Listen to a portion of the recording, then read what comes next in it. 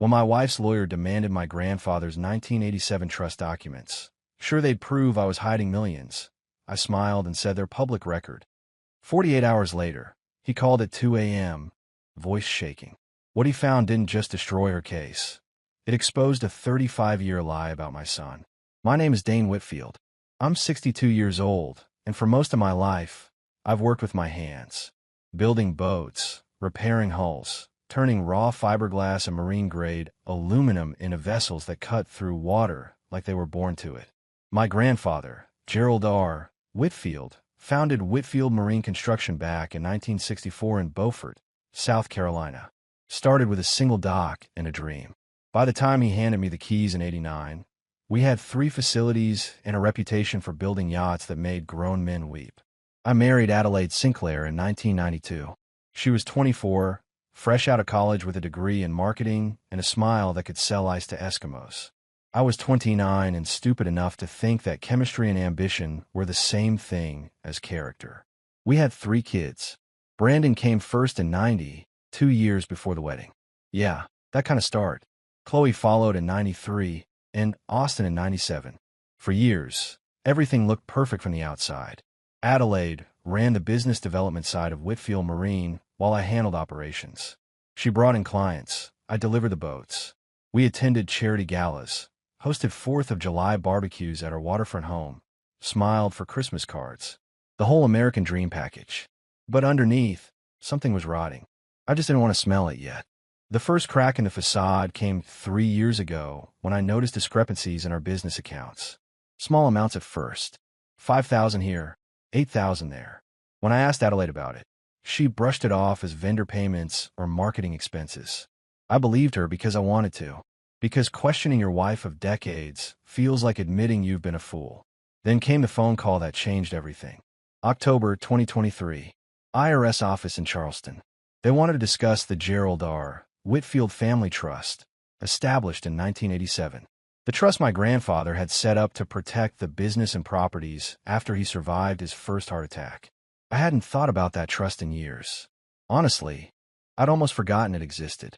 My grandfather died in 2003, and life moved on. The business kept running. Bills got paid. Adelaide handled most of the financial paperwork while I focused on keeping our crew employed and our boats seaworthy. That phone call was Adelaide's lawyer. He was very polite, very professional. He informed me that Adelaide was filing for divorce and requesting a full forensic audit of all family assets, including the 1987 trust documents. I remember standing in my workshop when I got that call, holding a pneumatic sander in one hand and my phone in the other. The smell of teak dust and marine varnish filled the air. Outside, 2 of my guys were pressure washing a 45-foot sportfisher we just pulled from the water. And all I could think was, she's really doing this. The divorce papers arrived on a Tuesday morning, delivered by a process server who looked like he'd rather be anywhere else. I was in the main workshop, supervising the installation of twin Caterpillar engines into a 60-footer we were building for a client in Miami. The sound of hydraulic lifts and power tools filled the air, but everything went quiet in my head the moment I saw that manila envelope. I signed for it without a word, waited until the guy left, then walked to my office and locked the door behind me.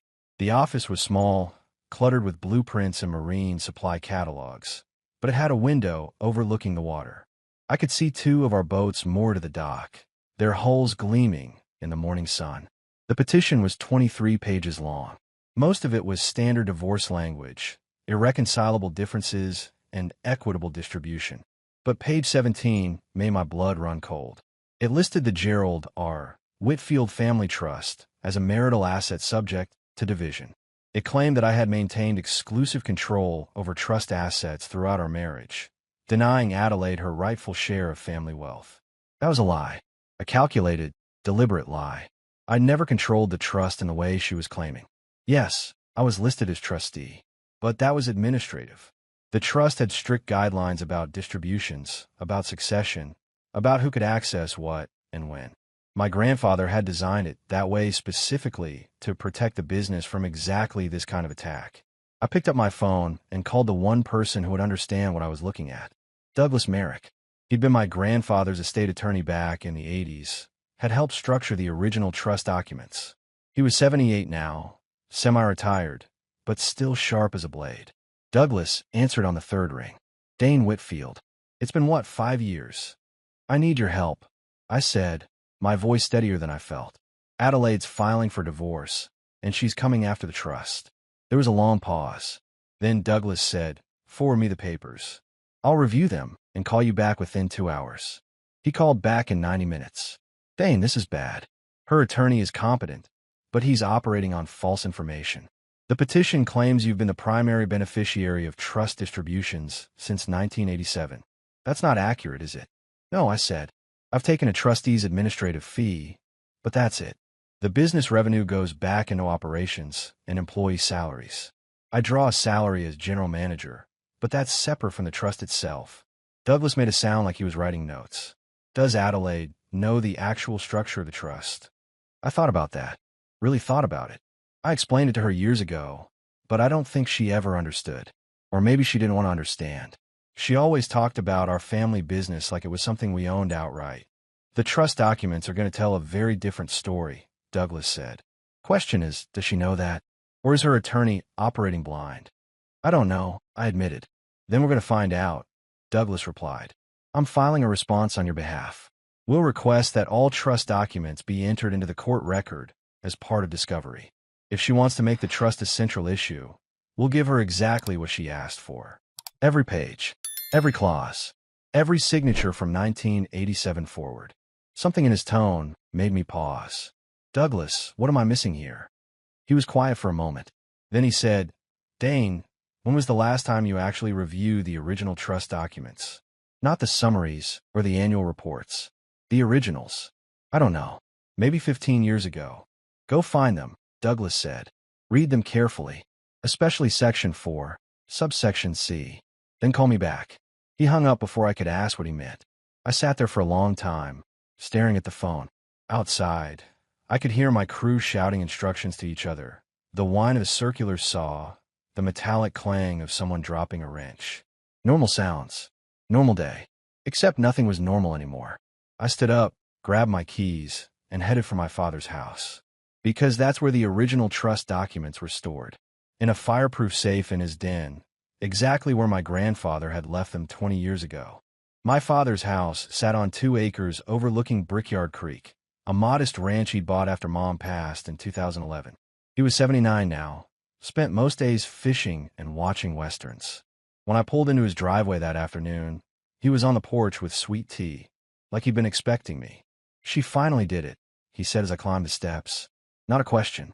How'd you know? Dad gestured to the chair beside him. Adelaide's been asking about the trust for 2 years. Stopped by last Christmas. Wanted to know where the original documents were kept. I told her they were in proper storage and changed the subject. Should have known she was planning something. I sat down, suddenly exhausted. Douglas told me to read Section 4, subsection C. What's in it? He took a long drink, then set the glass down carefully. Your grandfather was suspicious. Lived through the Depression. Saw what desperation did to families. When he set up that trust in 87, he put in protection clauses most people never use. What kind of protections? The kind that disqualify anyone who tries to claim ownership through marriage or litigation, Dad said. Spendthrift provision with a challenge penalty. If someone married into the family tries to break the trust or claim it as marital property, they automatically forfeit any future distributions. Forever. The words hit like cold water. Adelaide doesn't know. I'd bet my savings she doesn't. Because if she did, she never would have filed. The moment her lawyer claimed that trust as marital property in divorce papers, she triggered the penalty. She locked herself out of ever receiving a dime from Whitfield Family Holdings. I leaned back, processing. Her attorney doesn't know either. Probably not. Most lawyers don't read old trust documents unless they have to. They rely on client information and make assumptions. We sat quiet for a while. A blue heron landed in the creek below, stalking through shallows. The sun dropped toward the horizon, painting everything gold. I need to see those documents, I said. Dad stood with a grunt. Follow me. The safe was in his bedroom closet, behind hanging shirts. Old combination lock. Dad spun the dial, and a heavy door swung open. Inside were stacks of labeled folders, some photos, and a small wooden box from my grandfather's desk. Dad pulled out a thick folder bound with rubber bands. Gerald R. Whitfield Family Trust, April 1987. Every amendment, every filing. Take these to Douglas. Let him do what needs doing. I took the folder, felt its weight. For decades of family history, all the legal architecture my grandfather built to protect what he'd created. Adelaide, in her arrogance, had walked face first into a trap she didn't know existed. Dad, when this comes out, it's going to get ugly. He nodded slowly. Son, it was already ugly. You're just finally seeing it. Your grandfather knew people show their true nature when money's on the table. That's why he built these protections. He was looking out for you from the grave. I left as the sun touched water, the folder secure in my truck. Tomorrow I'd take it to Douglas. Then we'd see how badly Adelaide had miscalculated. The deposition was scheduled for a gray Tuesday in February at Adelaide's attorney's office in Charleston. Modern glass tower downtown, all reflective surfaces and expensive views. I showed up in khakis and a polo, same thing I'd wear to the workshop. Douglas arrived in his rumpled suit, carrying a leather briefcase, probably worth more than my truck. Adelaide's lawyer was Garrett Hutchins, early 40s, perfect teeth, handshake that tried too hard. He had an associate taking notes on a laptop. Adelaide sat at the table's end in a navy dress, wouldn't look at me directly, just stared at her phone or whispered to Hutchins. Hutchins started with standard questions. Name, address, employment. Then he moved to the trust. Mr. Whitfield, you're listed as trustee of the Gerald R. Whitfield Family Trust, correct? That's correct. Douglas had coached me. Short answers.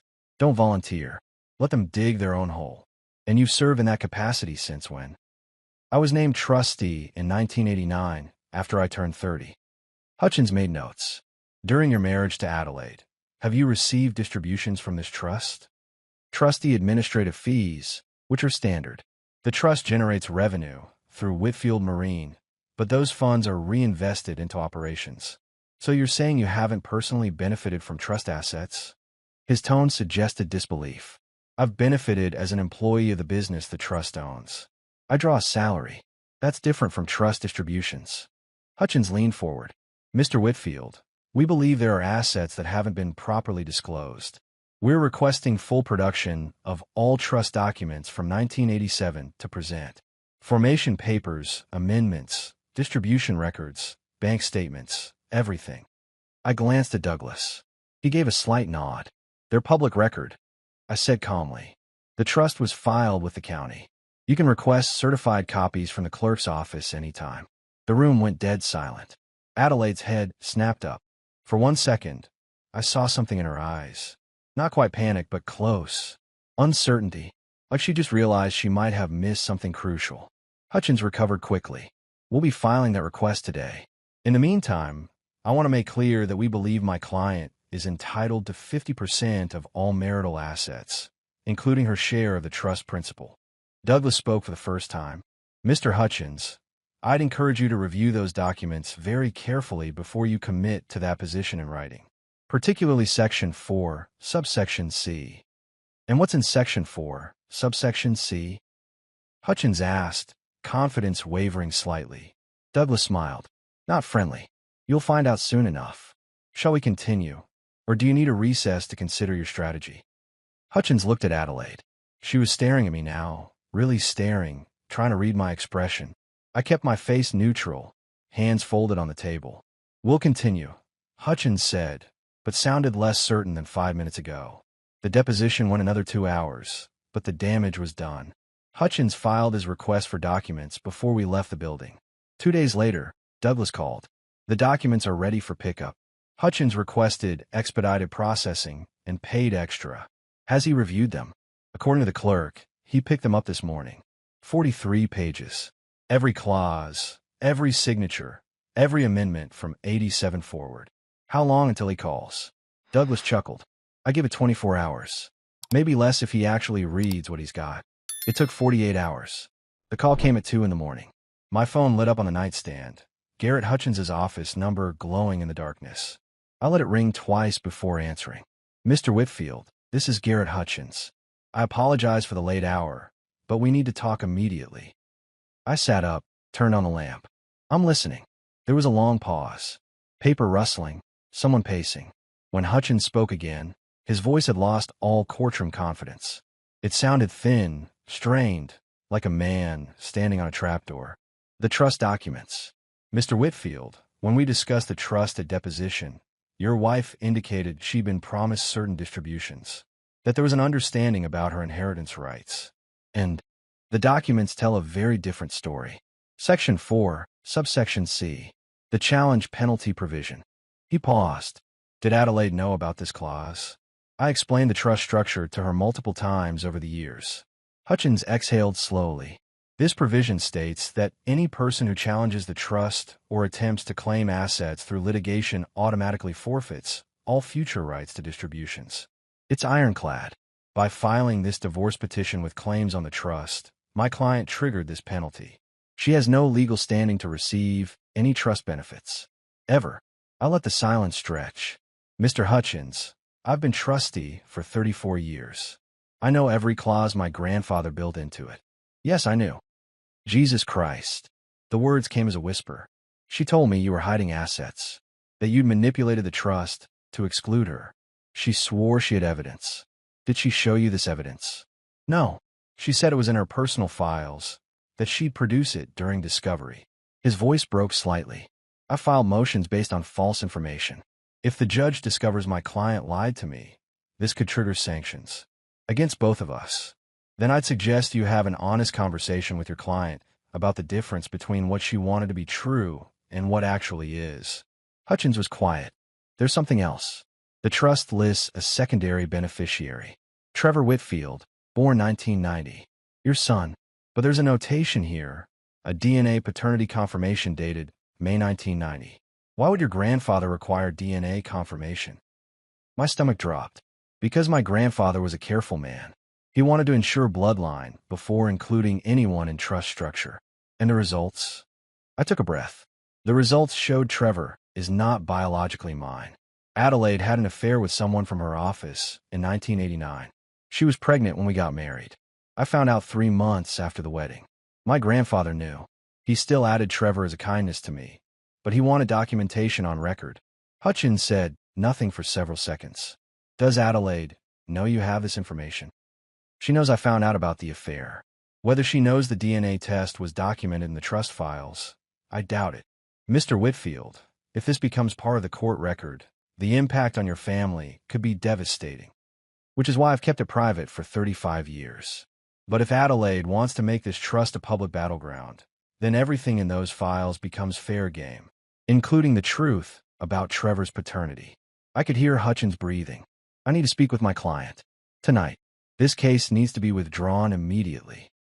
That's your decision. But understand, my grandfather built protections for exactly this scenario. Adelaide triggered every protection when she filed. There's no walking it back. The penalty is already in effect, even if she withdraws the claims. Section 4 is clear. The penalty triggers upon filing, not resolution. Once you claim that trust as marital property, the damage was done. Adelaide is permanently disqualified. That's the price of her miscalculation. Hutchins let out a long breath. I'll contact you tomorrow through proper channels. Mr. Hutchins, one more thing. When you speak to Adelaide, ask her about the charitable foundation she claims to run, the Sinclair Women's Initiative. Ask her where the funding came from. You might find that interesting. What do you mean? Just ask her. Then check the state nonprofit registry. I hung up before he could respond. The room was quiet except for whine through the trees outside. I sat there thinking about the phone call that would happen in hours. Hutchins confronting Adelaide. Her realizing everything was crumbling. And Trevor, my son in everything but blood.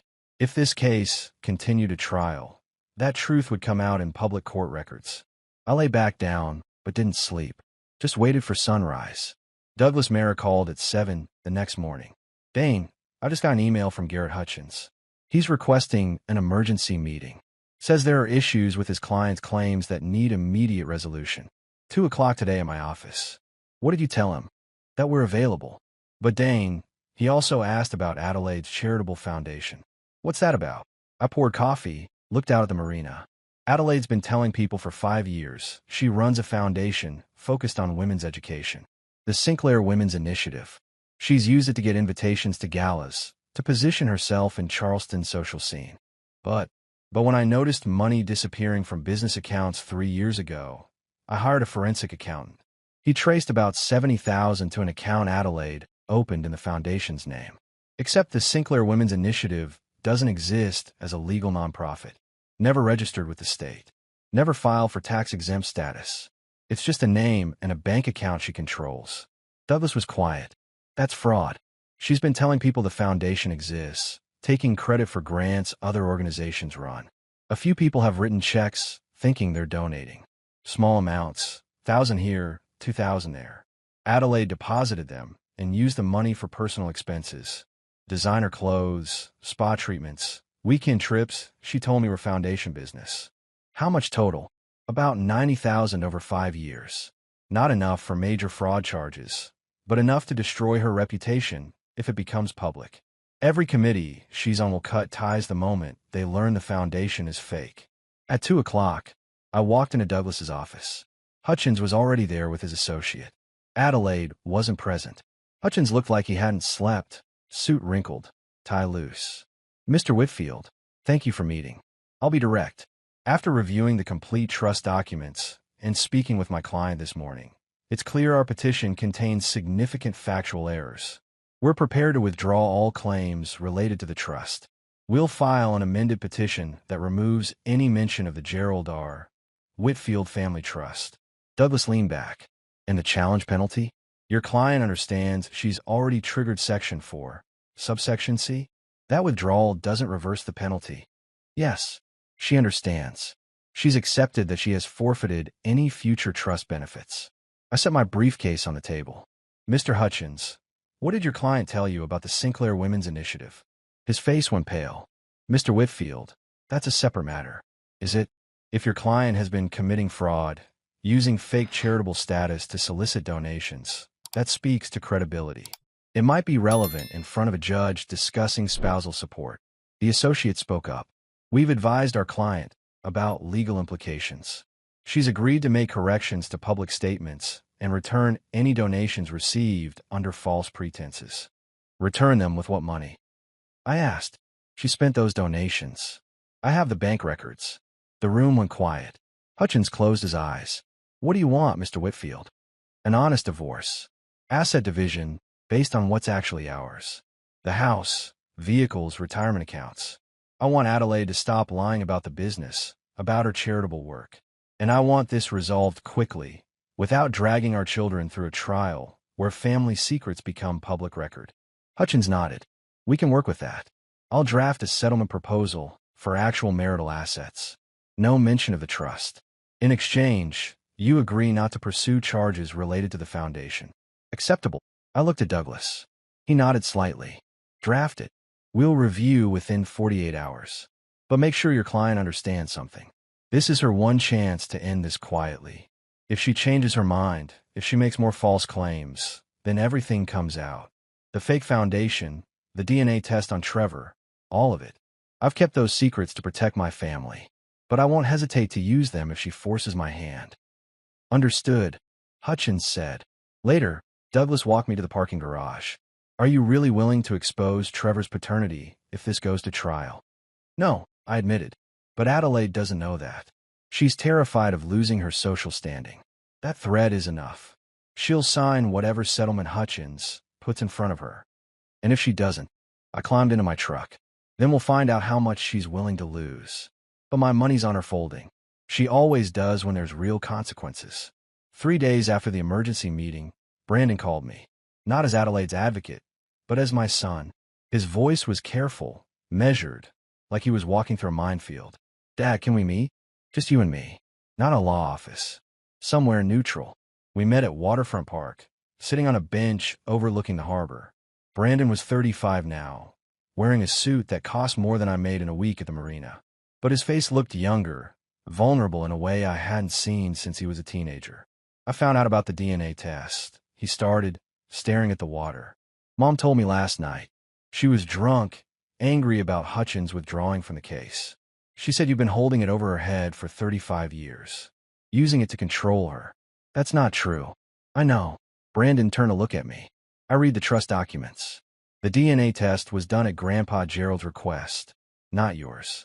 You could have walked away when you found out, filed for annulment, left Mom to deal with the consequences. But you didn't. You raised me. You put my name on that marina. You taught me everything about building boats. You're my son, Brandon. That was never a question. But Mom made a weapon. She told me you only stayed because Grandpa forced you to, that you resented me my whole childhood, that every time you looked at me, you saw her betrayal. I felt anger rise in my chest. Brandon, listen to me. I stayed because I wanted to. Because the moment I held you in that hospital, you became mine. Your mother's affair, the circumstances of your birth, none of that mattered. You were my son. You were my son. Brandon's eyes were wet. She's been lying about everything, hasn't she? The trust, the foundation, her whole image. It's all performance. Your mother has always preferred the story she tells over the reality she lives in. That's who she is. I can't represent her anymore. Even if Hutchins hadn't withdrawn, I couldn't do it. She asked me to help her find another attorney who'd be willing to fight dirty, to dig up anything we could use against you. She wanted me to testify that you'd been financially abusive during the marriage. Dad, I can't lie under oath. I won't. I wouldn't ask you to. Brandon wiped his face. Chloe knows too. Mom called her yesterday, tried to get her on her side, told her you were trying to destroy the family, that we needed to unite against you. Chloe hung up on her. And Austin, I haven't told him yet. He's been sober for 2 years now, Dad. This kind of family drama, it could trigger a relapse. I'm trying to figure out how to tell him without making it worse. I put my hand on Brandon's shoulder. Your brother is stronger than you think. He's been through hell and came out the other side. He can handle the truth. The truth that his mother is a liar and a fraud. That she's been using all of us as props in her social climbing schemes. The truth that sometimes people we love make terrible choices. And that we can acknowledge those choices without destroying ourselves in the process. We sat in silence for a while, watching sailboats move across the harbor. The same harbor where I'd taught Brandon to sail when he was 8. The same water that had been part of our family business for 60 years. Dad, what's going to happen with the divorce? Adelaide will find new counsel. They'll file an amended petition without the trust claims. We'll divide actual marital assets. The house, her car, her personal accounts. She'll get what's legally hers. Nothing more, nothing less. And the foundation fraud.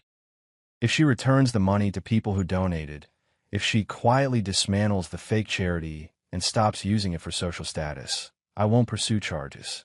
But if she tries to keep playing that game, I'll turn everything over to the state attorney general. Brandon nodded slowly. She's going to hate you for this. She already hates me. Has for years. I just didn't want to see it. What about us? Me, Chloe, Austin. Does this change how you see us? I turned to face him directly. Brandon, you 3 are the only good things that came from my marriage. You're the reason I stayed as long as I did. You're the reason I built Whitfield Marine into something worth protecting.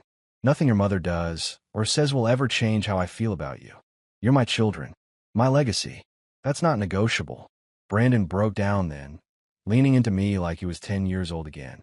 I held him while he cried, this grown man in an expensive suit, crying for the mother he'd thought he knew and the father who'd been there all along. The settlement conference happened 2 weeks later in a bland conference room in a mediator's office. Adelaide showed up with her new attorney, a woman named Patricia Ryland who specialized in high-conflict divorces. Patricia had a reputation for being aggressive but smart, someone who knew when to fight and when to fold. Adelaide looked different, thinner, her makeup heavier than usual, trying to hide exhaustion that went deeper than lack of sleep. She wouldn't look at me when we entered the room. The mediator, a retired family court judge named Harold Brennan, laid out the ground rules. We're here to reach an equitable settlement of marital assets. The trust has been removed from consideration per amended petition. We're focusing on the marital home, vehicles, retirement accounts, and personal property. Everyone clear. Patricia spoke first. My client believes she's entitled to compensatory spousal support given her contributions to the marriage and the business over 33 years. Douglas responded. Mrs. Whitfield was employed by Whitfield Marine Construction in a marketing capacity. She received a competitive salary for that work. She's also been drawing from a personal account funded by business revenues without Mr. Whitfield's knowledge or consent. Our forensic accountant has documented approximately $90,000 in unauthorized withdrawals. Patricia's face tightened. Those were legitimate business expenses. For a charitable foundation that doesn't legally exist. Douglas slid a folder across the table. State nonprofit registry search. No Sinclair Women's Initiative registered in South Carolina. No federal tax-exempt status. No board of directors. It's a fake charity Mrs. Whitfield used for personal expenses and social positioning. Adelaide's face went pale. Patricia opened the folder, scanned the documents, then closed it slowly. We'd like a 15-minute recess. In the hallway, Douglas leaned against the wall. She's going to fold. Ryland knows she can't defend the foundation fraud. Best she can do now is negotiate damage control. When we returned, Patricia's entire demeanor had changed. My client is prepared to accept the following terms. She receives the marital home in Charleston, valued at $420,000, with all equity. She keeps her vehicle, a 2022 Lexus RX. She receives half of Mr. Whitfield's 401k, approximately $230,000.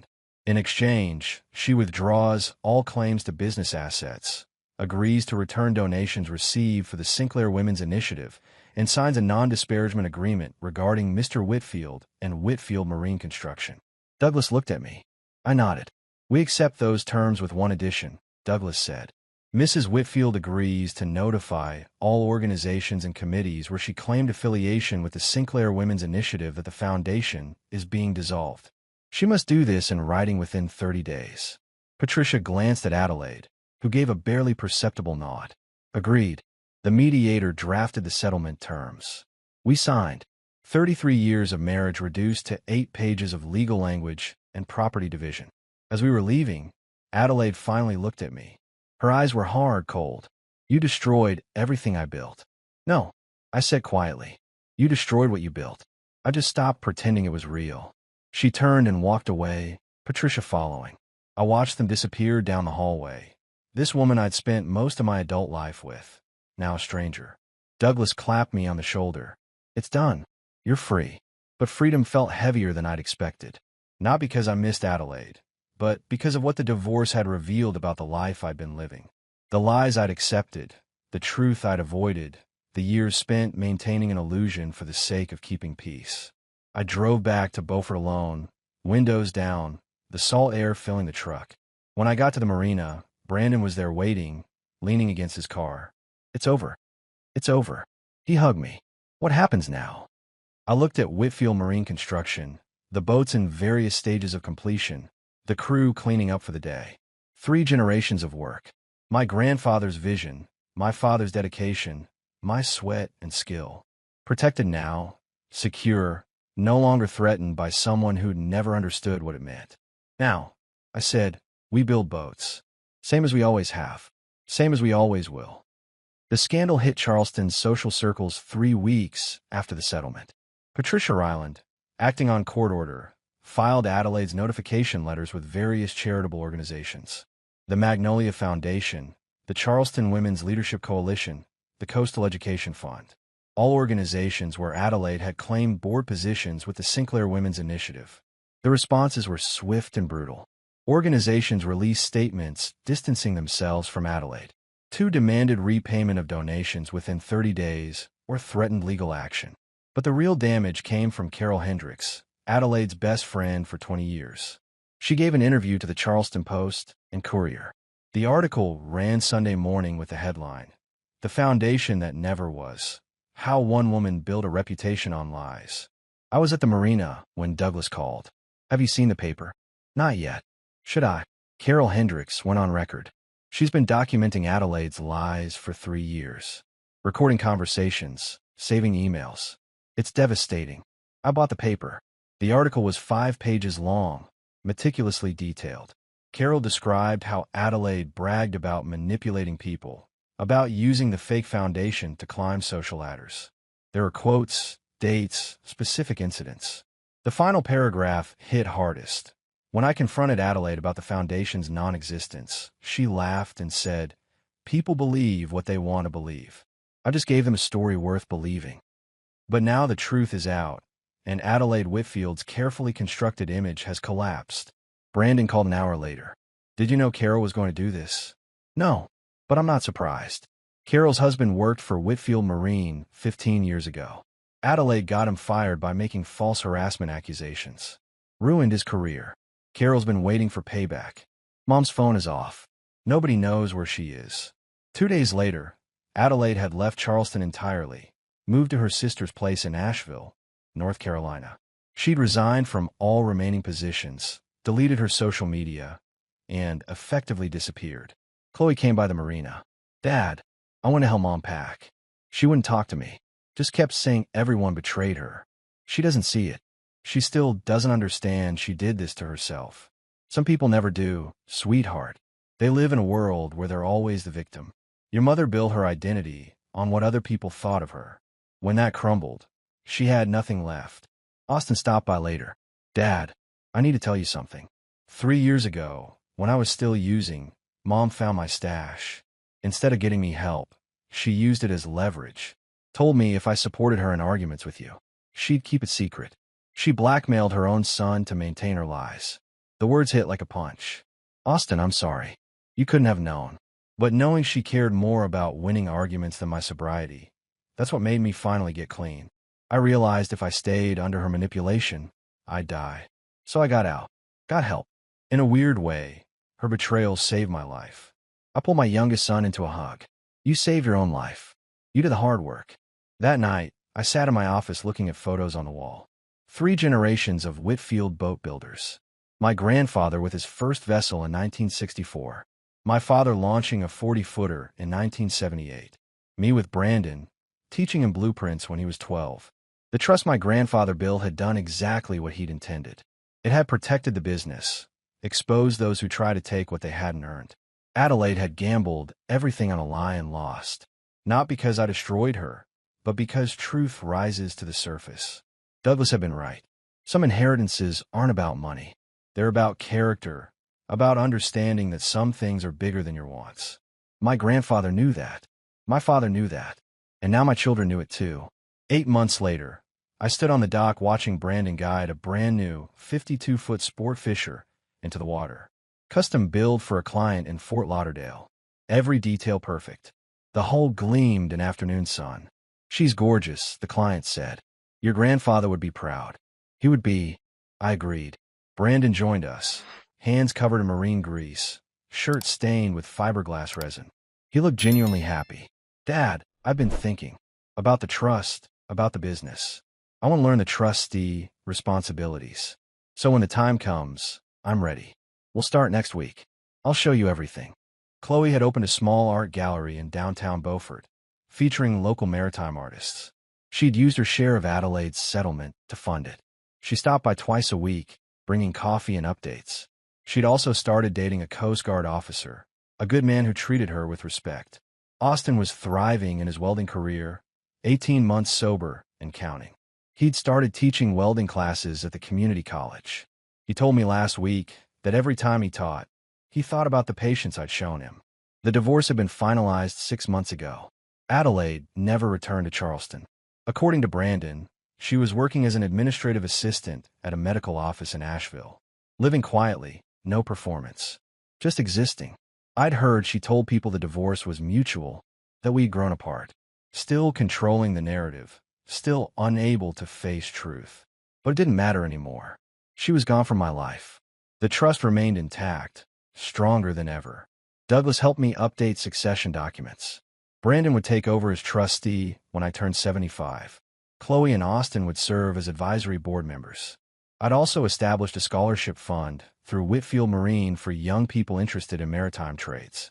$5,000 annually for vocational training.